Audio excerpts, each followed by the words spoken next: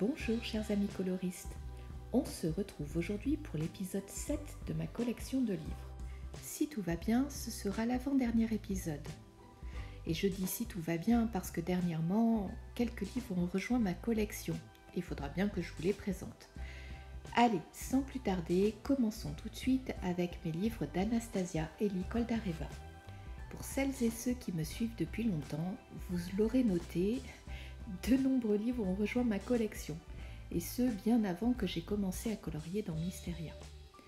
Que voulez-vous, j'ai été faible, mais je ne regrette pas, parce que vu les tarifs d'importation de livres aujourd'hui, je pense que j'ai bien fait de craquer en début d'année. Et donc là, je vous montre quelques pages du livre qui s'appelle Mermaid. Comme dans tous ces livres, on a un très léger grayscale, c'est plutôt des indications d'ombre, et puis on est sur un papier qui a l'air plutôt agréable. On est également sur des illustrations uniquement au recto, et sur un livre avec des anneaux, mais des anneaux assez fins, ce qui fait que pour les gauchers, ce n'est pas trop gênant pour colorier. Et enfin, la couverture au dos du livre est cartonnée, ce qui rend vraiment le coloriage sur ces livres très agréable. Mysteria est son premier livre de portrait qu'elle a sorti et c'est également le premier livre de sa collection que j'ai acheté. C'est un de mes livres préférés, je l'aime vraiment beaucoup. Comme vous le voyez, on est sur des portraits plutôt réalistes, ce qui peut donner, ce qui peut faire un petit peu peur pour des gens qui n'ont pas l'habitude. Malgré tout, le fait qu'on ait ces ombres qui soient marquées, je dirais que ces portraits sont peut-être un petit peu moins difficiles à aborder quand on débute que des portraits de Anna Karlsson par exemple. Mais par contre, il faut avoir en tête que ce sont des coloriages qui vont prendre beaucoup de temps si vous voulez rendre justice aux magnifiques traits de l'illustratrice. Vous ne le verrez pas dans cette vidéo étant donné que j'ai filmé ces rushs il y a quelques semaines, mais j'ai enfin terminé un coloriage dans Mysteria, il était temps et j'en suis vraiment très contente. Vous les découvrirez quand je vous ferai la vidéo de mes coloriages terminés ou si vous êtes réellement impatient et que vous ne l'avez pas vu, vous pouvez le retrouver sur Instagram. Et voici Nocturne que j'aime également énormément. Je dirais que c'est peut-être mon deuxième préféré de ces livres. Dans celui-ci, on est vraiment sur des dessins en pleine page, donc on ne retrouve pas le cercle qu'on a dans Mysteria. Et on est toujours sur ces portraits qui sont très réalistes. Je crois pouvoir dire aujourd'hui qu'Anastasia Elie Koldareva est actuellement en tout cas ma portraitiste préférée. J'aime évidemment ses dessins avec ces mélanges de femmes, de fleurs, parfois d'animaux, même si j'aime pas colorier les animaux. Mais voilà, j'aime vraiment les poses, les mises en page. Je trouve c'est les traits très délicats. Vraiment, son œuvre m'inspire énormément. J'aime également la variété au niveau des ethnies, des origines, ce qui fait qu'on va être amené à faire des peaux plus ou moins claires, plus ou moins jaunes, plus ou moins orange. Et cela peut nous aider à beaucoup progresser si on aime faire du portrait. Et voici donc Serenity, que j'aime également beaucoup, peut-être mon troisième préféré. Oui, franchement, je sais plus, je les aime tous tellement. Donc on est toujours sur ces portraits très réalistes, avec des ethnies différentes, toujours des mélanges de fleurs, d'animaux, des scènes sous l'eau, des scènes sur l'eau. C'est vraiment une artiste que j'adore, vous l'avez compris. Mais alors, pourquoi n'y vais-je pas plus souvent? La réponse est vraiment très simple. Comme je vous le disais, pour réellement rendre justice à son art, c'est des coloriages qui vont me prendre énormément de temps. Je dirais entre 15 et 20 heures. Donc forcément, quand on a envie de se lancer dans un petit coloriage comme ça, rapide, ce n'est pas vers ces livres-là que je me tourne. Et voici son dernier livre qui est sorti au printemps dernier, Amarantine, et qui a été pour moi l'occasion de commander les autres que vous avez vus avant. Donc Amarantine est également un livre magnifique, sans surprise, que je suis ravie d'avoir dans ma collection. On retrouve cette mise en page avec ces cercles et ces portraits qui s'inscrivent souvent dans des cercles, et c'est quelque chose que j'aime beaucoup. Car clairement, si vous êtes comme moi et que vous n'aimez pas trop faire les fonds, là, ça permet de limiter la surface à couvrir. Anastasia Elikoldareva a également fait un livre sur les dragons et un autre sur les sirènes que j'aime beaucoup mais que je n'ai pas dans ma collection. Et on continue tout de suite avec mes livres de la collection Creative Haven. On va commencer tout de suite avec Glorious Gardens de Georges Toutéfix, qui est un livre de coloriage par numéro. Vous l'avez vu sur la couverture, on a la liste des couleurs à utiliser dans ce livre et ensuite chaque illustration sur le recto de la page avec à chaque fois les zones à colorier. Je n'ai pas encore testé, je dois vous avouer que ce type de livre c'est en général pas trop mon truc, mais j'avais vu quelques mises en couleur qui étaient vraiment très jolies et je m'étais dit pourquoi pas essayer. Voilà, ça peut être pour le coup vraiment du coloriage détente. Et en plus, si jamais on aime colorier des paysages et des fleurs comme moi, ça peut être une source d'inspiration pour d'autres mises en couleur plus classiques dans des livres par exemple de Teresa Goodrich.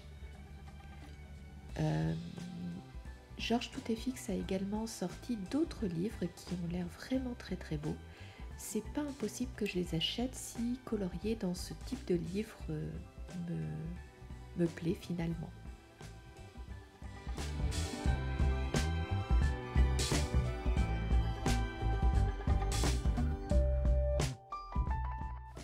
Je vous l'avais montré dans une de mes vidéos, donc je ne reviendrai pas dessus. J'ai également Art Nouveau inspiré des œuvres de Alphonse Mucha. J'ai ensuite le Steampunk Design de Marty Noble, que j'aime énormément. Je l'ai depuis très longtemps et pour autant je n'ai pas encore colorié dedans. C'est juste l'occasion qui m'a manqué, je dirais. Cette illustration-ci me fait de l'œil depuis très longtemps et pourtant je ne me suis pas encore lancée. Il y a d'autres illustrations que je trouve vraiment magnifiques. Je vais essayer de vous en trouver. Donc. Alors il y a celle-ci qui est sur la couverture. Celle-ci est pas mal.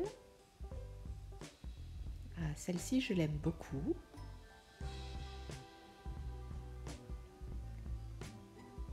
Et puis peut-être une autre.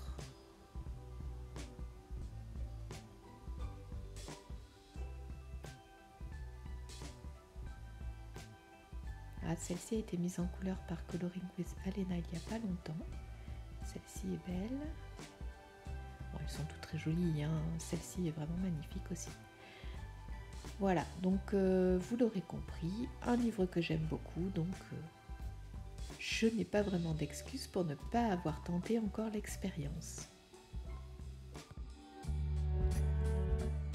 Et j'ai ensuite Enchanted Fairies. Et là, j'ai un trou de mémoire, je ne sais plus qui l'a illustré. Je vous avais montré d'autres livres de cette autrice dans mes précédents épisodes. Et je dirais que celui-ci n'est pas mon préféré de ceux qu'elle a pu réaliser.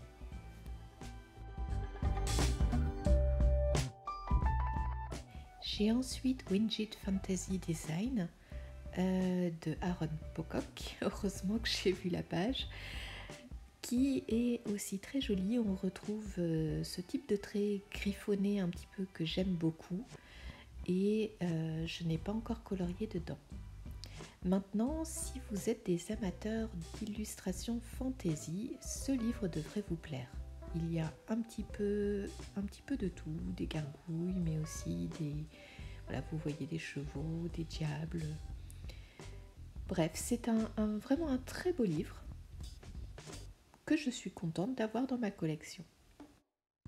Et j'ai ensuite Circular Cities de David et Lajena Bodo. C'est un livre où on va parcourir de nombreuses villes.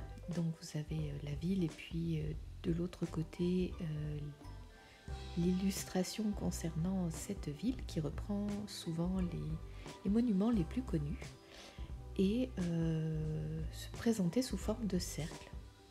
Donc c'est vraiment très original. Je n'ai pas encore fait de mise en couleur dedans. Je l'avais acheté, je dois vous avouer, un petit peu sur un coup de tête. Et je l'aime beaucoup, mais c'est vrai que tout ce qui est architecture, c'est pas forcément dans ma zone de confort et ce que je préfère colorier aujourd'hui. Donc vous voyez, page 23, on va retrouver Paris avec la Tour Eiffel, Notre-Dame de Paris, l'Arc de Triomphe, etc. En tout cas, le principe est sympathique. On retrouve ensuite ma grande collection de livres de Teresa Goodridge. Et on va commencer tout de suite avec Country Gardens, qui est le seul de ces livres dans lequel j'ai colorié pour l'instant. Je me suis lancée cette année, je suis assez fière de moi. Alors, il y a tout d'abord celui-ci que j'ai fini au mois de juin. Celui-ci que là je n'ai pas fini, mais en vrai, il est terminé. Vous le retrouverez sur mon Instagram si vous voulez le voir en avant-première. Et enfin, le tout premier que j'ai réalisé, qui était celui-ci, fait également en début d'année. Et je m'étais inspirée pour le faire d'une des illustrations mises en couleur dans le livre. J'ai ensuite Summer Scene, que j'aime énormément, mais on voit que c'est un de ses anciens livres. Le trait n'est pas aussi fin que sur ces derniers, mais ça reste tout de même un livre que j'aime beaucoup. Ça aurait été bien que j'arrive à trouver le temps de colorier dedans cet été, mais malheureusement, comme tous les étés depuis que j'ai acheté ce livre, je n'ai pas réussi à aller dedans. J'ai trop de livres et trop peu de temps. Donc comme je vous le disais, c'est un livre que j'aime beaucoup, que je trouve très varié. On y retrouve des scènes à la plage, notamment ce beach park que j'aime beaucoup. Voilà, ici on a l'impression d'être en Italie, des jardins, des fêtes. Vraiment, il respire l'été, il est très beau. Et on va passer tout de suite à Autumn Scene, qui va être plus adapté pour la saison qui arrive et qui reprend des scènes inspirées de l'automne. Là, c'est pareil, ça fait partie de ses anciens livres et donc on va retrouver notamment, je vous en avais vu passer deux, des melting pots d'objets. C'est pas forcément les pages que je préfère, mais bon, pourquoi pas. De toute façon, les autres illustrations sont tout de même très jolies, notamment cette maison ou encore à ce champ avec ces pommes que je me verrai bien faire prochainement, ou encore celle-ci. Oui, c'est un très beau livre que j'aimerais pouvoir commencer et pourquoi pas cette année. Je ne sais pas vous, mais moi c'est un livre que j'ai vu beaucoup mis en couleur, que ce soit par Coloring with Alena ou par d'autres coloristes anglaises ou américaines, et les mises en couleur sont toujours fantastiques. J'ai ensuite Spring Scene qui fait également partie de ces anciens livres avec du coup quelques pages un peu papier peint, mais avec des scènes printanières qui sont quand même vraiment très jolies. On retrouve ce trait pas aussi fin que sur ces derniers livres, mais ça reste vraiment un très très beau livre que j'aimerais colorier un jour. Il faut juste que je prenne le temps.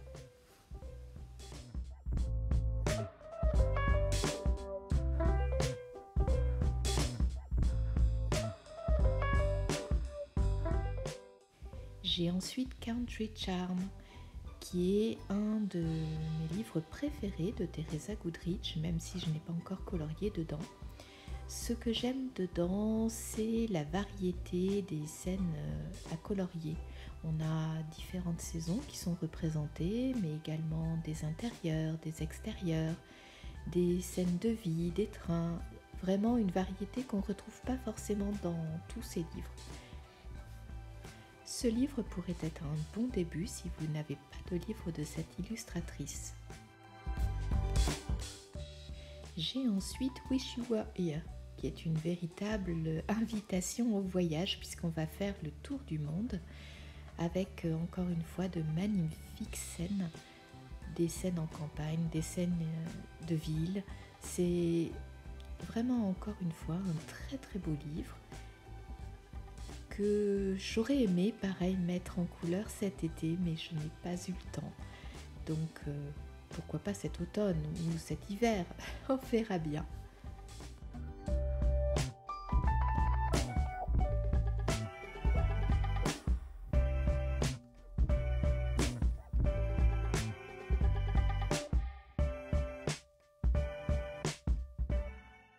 J'ai également Home Sweet Home et là cette fois c'est une invitation au cosy entre guillemets.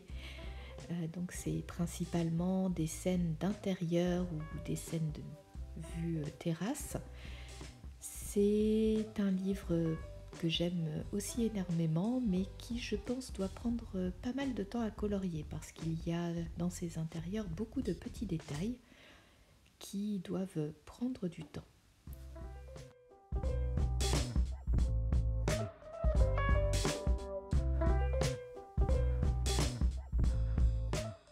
Et j'ai ensuite 2 livres de Noël, à commencer par Christmas Charm, qui est celui qui est sorti l'an dernier, je crois, qui est très beau, hein, avec des couronnes, des scènes dans des villages l'hiver. Vraiment un très beau livre, dans lequel j'irai peut-être cet hiver.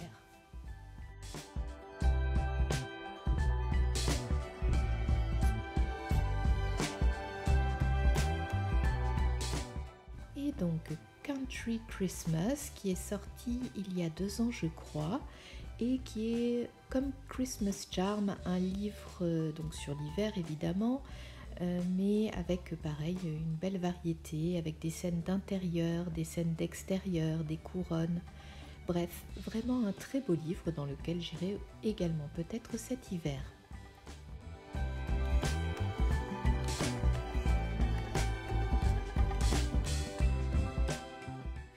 Et j'ai ensuite Tropical Paradise Scene de Dot Barlow. Alors malheureusement dans ce livre, un certain nombre d'illustrations est manquante puisque j'avais arraché des pages, alors c'est des pages perforées, hein, mais je les avais enlevées pour les emmener avec moi une année où j'étais partie en vacances et donc les autres pages ne sont plus dans ce livre. Et évidemment, vous vous doutez bien, ce sont celles que je préfère. Quoi qu'il en soit, je ne les ai pas coloriées, j'avais eu d'autres mises en couleur à faire et cela reste un livre que j'aime beaucoup, que j'aimerais un jour avancer.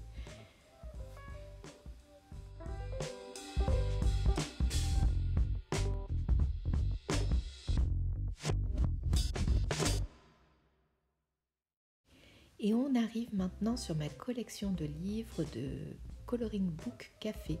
Vous voyez, elle s'est agrandie depuis l'an dernier. On va commencer tout de suite avec Country Fair qui est un peu particulier par rapport aux autres. Il est d'un format un petit peu plus petit. Il est également, il a des doubles, chose que n'ont pas les autres. Donc c'est un livre sur le thème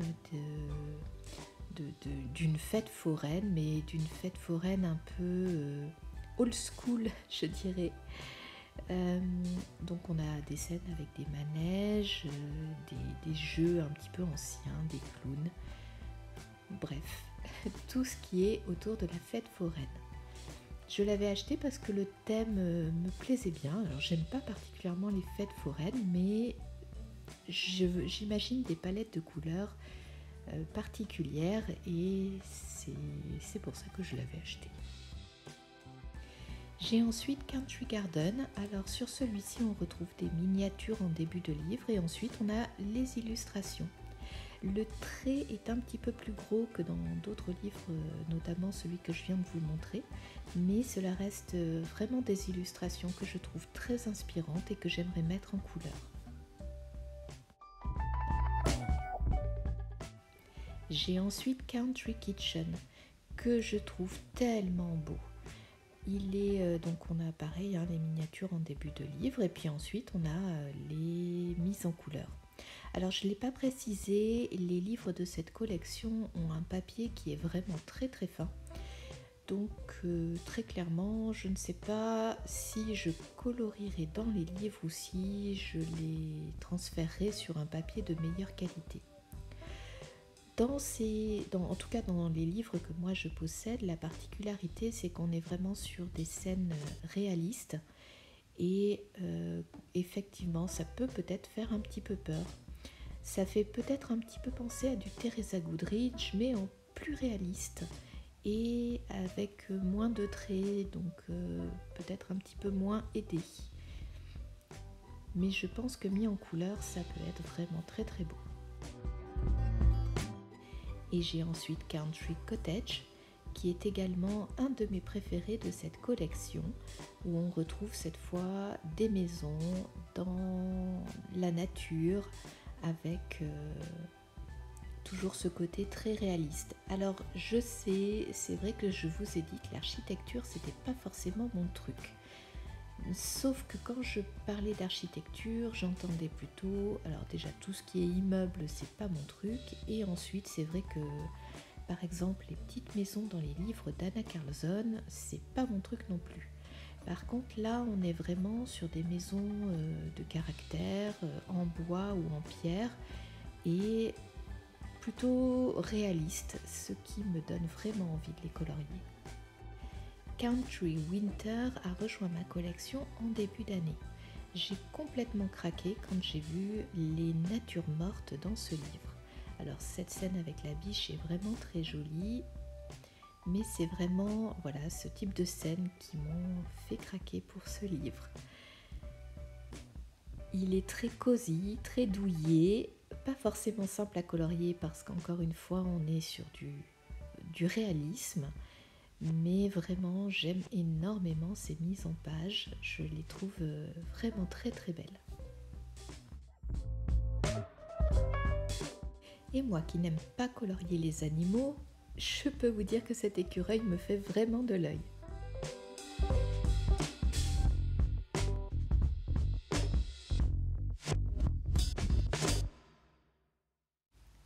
Et je possède ensuite Island Life. Vous ne le savez certainement pas, mais moi, ma saison préférée, c'est l'été. Oui, je suis pas comme la plupart d'entre vous. J'aime l'été, j'aime la chaleur et j'aime les îles tropicales. Donc ce livre a rejoint ma collection, je le trouve vraiment très beau. On est encore sur du très réaliste. Je pense d'ailleurs que l'illustrateur ou l'illustratrice est la même ou le même que ceux des livres que je vous ai montrés précédemment. En tout cas, c'est un livre qui me fait rêver. Là, maintenant que les premiers froids arrivent, je n'ai qu'une envie, c'est de rentrer dans une des scènes de ce livre. Méditerranéan Life est le premier de cette collection que j'ai acheté. Je l'avais acheté il y a pas mal de temps, à sa sortie, je pense. Et pourtant, je me suis réellement rendu compte de son potentiel l'année dernière, au mois d'août. Où certainement à force d'être confinée, je n'avais qu'une envie, c'était de m'évader. Et ce livre m'a aidée et m'a accompagnée pendant mon confinement. Et c'est également lui qui m'a donné envie d'en acheter d'autres de cette collection. Donc toujours dans mon amour de l'été et des scènes estivales, j'ai acheté Beach Life, qui est un autre livre avec pareil toujours des paysages, toujours le même trait, toujours très réaliste. C'est vrai que je ne l'ai pas dit, je n'ai pour l'instant mis en couleur aucune scène d'aucun de ces livres. Mais je pense le faire prochainement, maintenant que je me suis lancée dans la mise en couleur de paysages. Il n'y a pas de raison que je m'arrête en cours de route.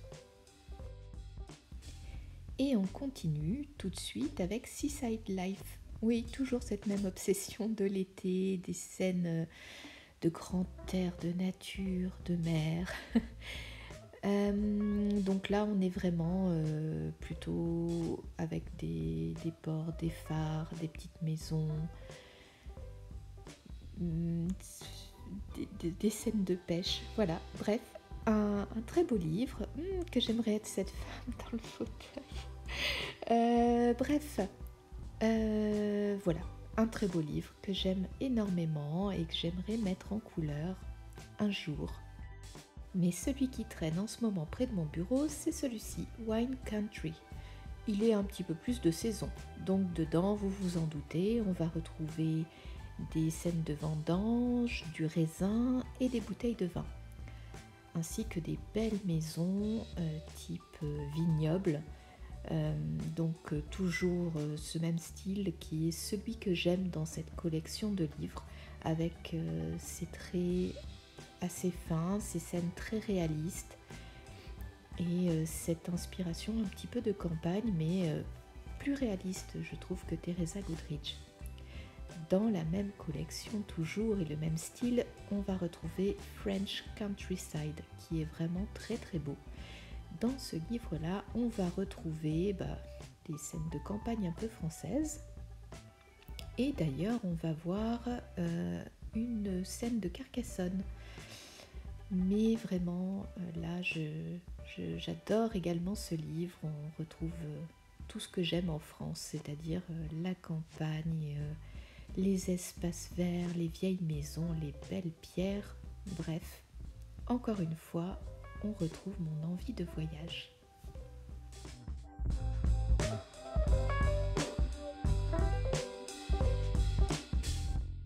Et pour terminer, j'ai English Countryside, qui est donc toujours dans la même collection et qui est peut-être celui que j'aime le moins. On a des traits un petit peu moins fins et il y a les scènes d'extérieur que je trouve très belles. Les scènes d'intérieur, ça dépend lesquelles. Notamment les scènes avec les fauteuils, là, c'est pas forcément celle que je préfère. Mais cela reste quand même un beau livre et je le mettrai certainement en couleur un jour. Et ainsi s'achève le 7e épisode de ma collection de livres. Donc, comme je vous le disais, si tout va bien, il nous en reste 1, voire 2 épisodes et on aura enfin fait le tour. Alors, si cette vidéo vous a plu, pensez à mon petit pouce bleu. Si toutes les vidéos vous plaisent, pensez à vous abonner et je vous dis à très bientôt.